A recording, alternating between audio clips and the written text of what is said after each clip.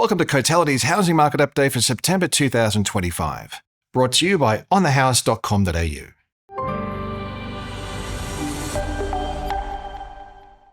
Housing values are blooming ahead of spring, with the National Home Value Index up 0.7% in August. That's the strongest monthly gain since May last year. The growth cycle's been gradually building momentum since the February rate cut, with buyer demand spurred by a lift in borrowing capacity, real wages growth, rising confidence, and what's likely to be a growing sense of urgency as advertised stock levels remain tight. The monthly rise pushed the annual change higher for the second month in a row to 4.1%. While housing values are rising across most regions, the pace of growth remains modest relative to recent upswings. During the pandemic, the monthly change in the national index peaked at 3.1% in March of 2021, and the upswing commencing in early 2023 climbed quite rapidly, reaching a 1.3% high in May of 2023. It'd be surprising if the monthly rate of change rose anywhere near these earlier cyclical peaks, given how stretched housing affordability has become. What's more likely is that home values will rise at a more sustainable pace, with demand dampened by affordability constraints, more normal rates of population growth, and cautious lending policy. The growth trend remains geographically broad-based, with almost every region recording a rise in values over the month. Tasmania remains the exception, with Hobart values down 0.2% over the month. The mid-sized capitals are once again leading the growth trend, with Brisbane up 1.2%, Perth 1.1% higher, and Adelaide not far behind with a 0.9% lift in values. Darwin's also recording a solid gain, with a 1% rise in August, taking values 10.8% higher through the first 8 months of the year. That's by far the highest year-to-date gain across the capital cities. Stronger housing conditions can be attributed to a clear mismatch between available supply and demonstrated demand. The annual trend in estimated home sales is up 2% on last year, and it's tracking almost 4% above the previous 5-year average. At the same time, advertised supply levels remain about 20% below average for this time of the year. Against this backdrop of low listings and rising demand, vendors are in a strong position as we head into spring. Auction clearance rates rose to 70% in late August, the highest since February last year, and competition amongst sellers is relatively mild amid such low advertised stock levels. As we move through spring, we should see more evidence of an upswing in new listings. A pickup in the flow of stock coming to market will be good news for buyers who generally have limited choice at the moment. Taking a quick look at rental markets, growth in our national rental index picked up to 0.5% in seasonally adjusted terms through August, the largest month-on-month rise since May last year. The re-acceleration in rental growth has been apparent through most of 2025, with the annual change now rising over 2 consecutive months, reaching 4.1% in August. Rental markets remain extremely tight across most regions, with the national vacancy rate at 1.5% in August, which is around record lows. The 5 years prior to 2020 recorded an average vacancy rate of 3.3%, more than double the current level.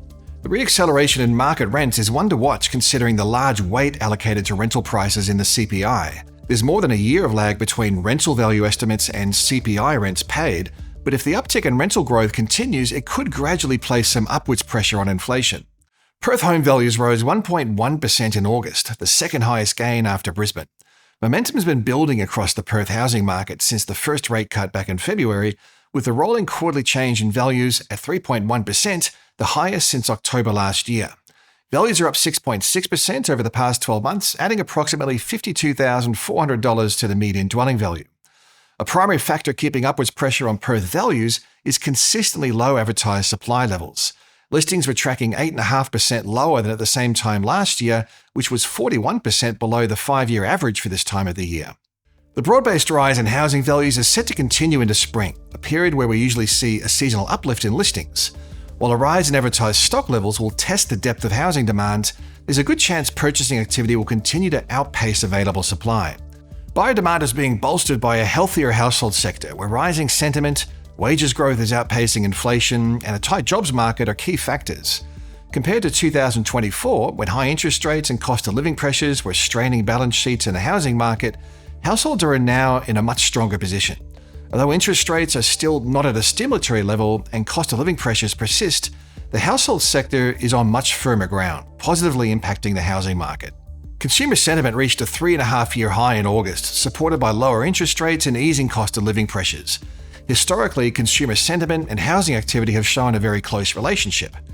After drawing down on savings accumulated through the pandemic, households are once again managing to accrue savings, with the household saving ratio trending towards pre-pandemic averages in March. While higher savings also imply less consumption, a return to an accrued level of savings should help prospective buyers access the credit necessary for a home purchase. Real wages growth, at 1.3% per annum, is at its highest level since June of 2020, and about 2.5 times higher than the pre-COVID decade average of just 0.5%. Stronger wages growth alongside lower debt servicing costs should help to support purchasing activity and sentiment. The jobs market remains tight, with the unemployment rate holding around the low 4% mark or less since the end of 2021, while the underemployment rate, at 5.9% in July, is well below the decade average of 7.9%. Such strong labour market conditions are supporting confidence in the ability to prove up loan serviceability. Furthermore, these conditions, along with very low levels of negative equity, are another reason why mortgage defaults remain so low. The expanded home guarantee scheme is another factor set to support housing demand. With unlimited places for first home buyers, no income restrictions, and higher price caps, we expect this stimulus measure to be popular with first home buyers from October 1st. Saving for a deposit is one of the biggest hurdles for accessing home ownership. Saving a 5% deposit rather than a 20% one could shave about 10 years off the time it takes to accrue a deposit in really expensive markets like Sydney. There is a downside to demand-side stimulus policies like this, though. While the scheme is likely to be popular, it doesn't do anything to address the underlying factors that have caused housing to become so unaffordable in the first place. Although the outlook for housing markets is looking increasingly positive, some headwinds remain that will likely keep the rate of growth in check. Stretched affordability is arguably the most significant factor keeping a lid on value growth, but also elevated levels of household debt, a focus on prudent lending standards, and normalizing levels of population growth are all factors that are also likely to keep the rate of growth below recent cyclical highs. It looks like the spring season is going to be a very active one for the housing market. You can keep up to date with all the trends at the insight pages of the Cotality Australia website.